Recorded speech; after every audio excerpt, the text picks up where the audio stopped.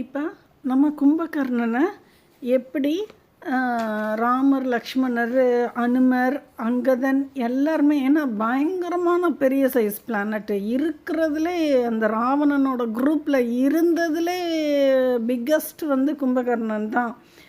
அதான் சந்திரன் சைஸ் பிளானட்டை வச்சு மோதி எல்லாருமே அட் அ டைம் மோதி மோதி மோதி மோதி பீஸாக ஆக்கிடுறாங்க.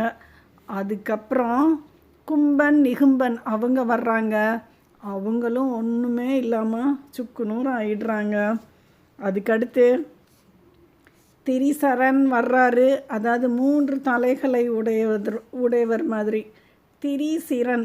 அதுக்கப்புறம் நராந்தகன், அப்புறம் தேவாந்தகன், அப்புறம் மகோதரன், அப்புறம் அதிகாயன். அதிகாயன்னா மிகவும் பிரம்மாண்டமான அவர் வர்றாரு. அதுக்கடுத்து வந்தவர் தான் நம்ம இந்திரஜீத் வர்றார். இந்திரனை விட ஸ்பீடாக சுற்றினவர். இப்போ இவரை மோதுறவங்க யாருன்னா நம்ம லக்ஷ்மணரும் ஹனுமரும் 2 பேருமே மோதுறாங்க.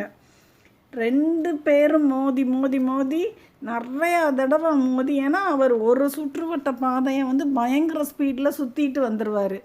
இவங்களும் இந்த பக்கம் சுவேலைங்கிற ஏரியாவை ஒரு ரவுண்டு சுற்றிட்டு வருவாங்க.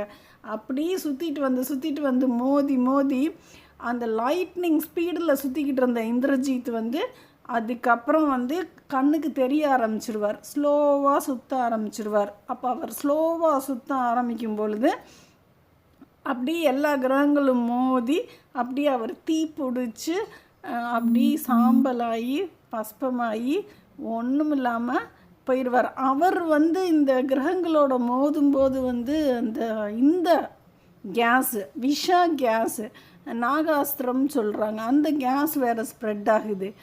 அப்போ எல்லா கிரகங்களும் ஸ்தம்பிச்சு நிற்கிது. அந்த டைம் தான் நம்ம அனுமர் அந்த இந்திரஜித் மேலே மோதின ஸ்பீடில் அப்படி வடக்கு நோக்கி போய் அந்த சஞ்சீவி மலை மேலே போய் மோதி அதை இழுத்துட்டு இந்த இடத்துல வச்சோன்னா, ஏன்னா இந்த சூரியர்கள் இருந்தால் தான் அந்த மொத்த கிரக கூட்டமும் சுற்றும்.